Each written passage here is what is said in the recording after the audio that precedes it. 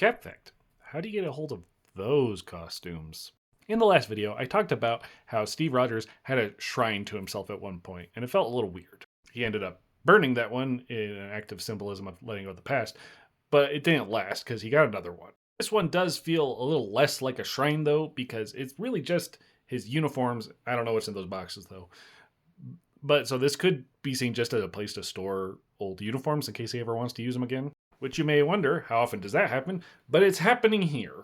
Just prior to this, he had been framed for murder, and specifically the shield was the prime suspect of being the murder weapon.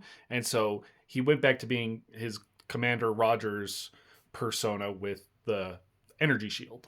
This is the wall he was standing in front of. And so you can see that's the stealth suit he's wearing. The white has like a regular looking shield in front of that instead of the energy shield. I don't know. I guess just because you got to keep up the appearance. This one is interesting because this is the uniform from the Ultimates, the World War II Ultimates. So I don't, I guess it's just a fun cameo, but there's no reason for him to have this in the main Marvel universe.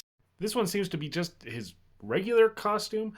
I'm not certain of that though, because I can't really see like a whole neck cowl on that. It just looks like just the face. And he's got like the gray under the armpits, which is a design that occasionally shows up, but it's not frequent. And I think I've seen it more on toys than in the comics. So again, I'm not 100% sure where that one came from. This is from when he was the captain and later became the costume for US agent. This one here is this universe's World War II costume. And that one makes a little more sense of not having the neck cowl because his original uniform just had like a cap. And they updated it by the second issue, but now when they want to show the beginning of Cap's career, they'll often just have the main helmet with the heater shield.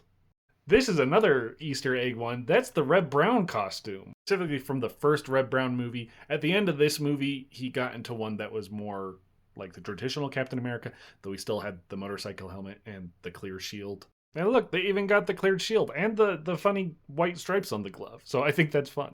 And back here, we've got the Nomad costume once again.